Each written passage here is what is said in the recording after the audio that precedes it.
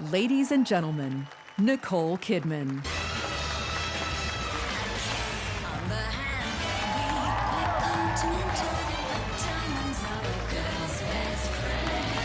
You are quite simply one of the greatest actresses who have ever worked in this business.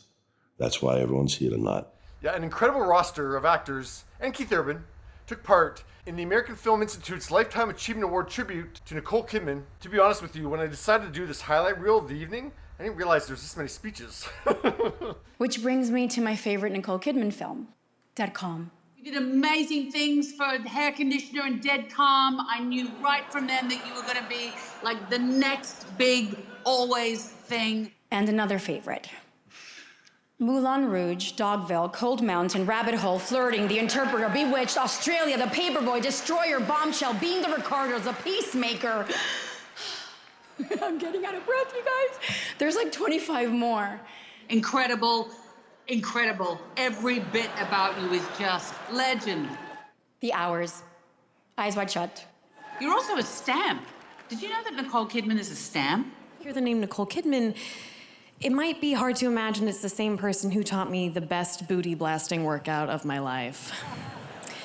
Because Moulin Rouge is one of my favorite films of all time. How wonderful life is while you're in the world. A couple months later, in the mail, I get a letter, and it's from Keith and Nicole, and they invited me to their house for Easter. And it's like for an Easter egg hunt, and I think I framed it. I was like, this is the coolest thing ever, man. Yes, of course, I had a huge, huge crush on her. And Keith, don't get mad. We all do. I don't know what to tell you, man. You won. You seriously did. Well, I guess that other guy temporarily won too. That former co-star that fits one of these categories. Some of them you may never meet again, and some of them you do meet again. Some of them you fall in love with, some of them you marry. You have new adventures. That was some awkward chuckling. I didn't realize that the Tom Cruise-Nicole Kidman marriage was something we do not speak of. But yeah, if you thought Keith felt, awkward there, imagine what he's feeling in this moment.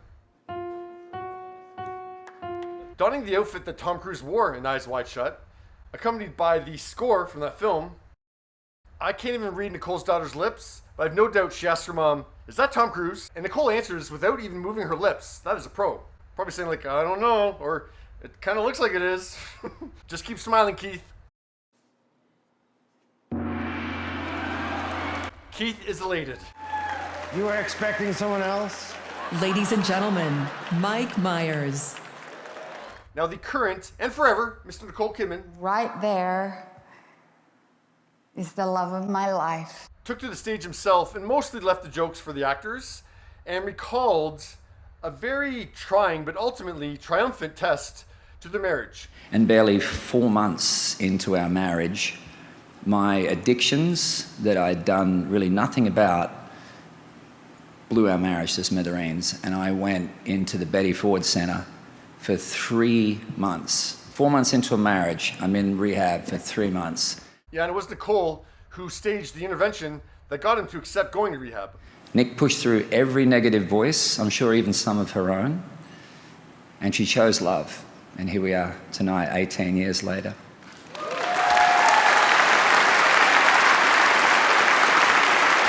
Keith was among the strong Australian brigade there to congratulate Nicole, including, as you saw, Russell Crowe, Cate Blanchett, Hugh Jackman, and Naomi Watts, who met Nicole at a swimsuit ad audition.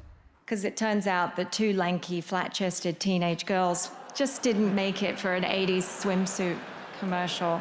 But the evening also gave Reese Witherspoon and Meryl Streep the opportunity to try out their Aussie. And she's like, "But do you see that director? It's incredible. Reese, we must get her. We must." And I'm like, yeah, okay. You know what she does? She goes out at 5 before dawn. And she goes skinny dipping behind the hotel in the ocean. I looked at Nicole and I said, "Are you kidding me?" She said, "Oh, I love it." "Oh, yeah. Meryl did a great accent, but Reese did a great Nicole, a very good Nicole.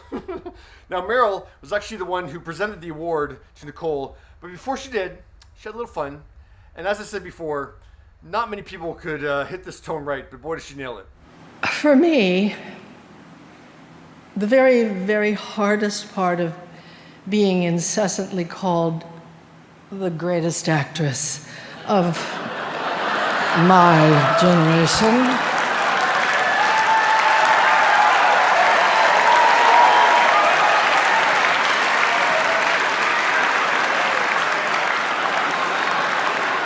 Nicole loved it, the audience loved it, I loved it. Come on, you loved it too. The hardest part is when you come up against, or you're acting with, another person who is also really, really, really, really, really, really great. That's difficult for me. Nicole is great, even if the films aren't always great, but that's part of the I don't know, the bravery, the joy of Nicole Kidman is that she does take huge risks. And the films that she does do, at least, are always bold and ambitious. And to the audiences who have stuck by me through everything, I just want to say thank you, because there's so many little weird films I've done, and I know there's people out there that go and find them and watch them, and you've stood by me and stuck up for my weird choices, and I'm so grateful for that. Excited to see what my top 5 Nicole Kidman films would be. Honorable mentions go out to Far and Away, To Die For, The Hours, and Boy Erased, but my top 5 are number 5, Rabbit Hole, number 4, Birth, number 3, Dead Calm, number 2, The Others, number 1, Moulin Rouge.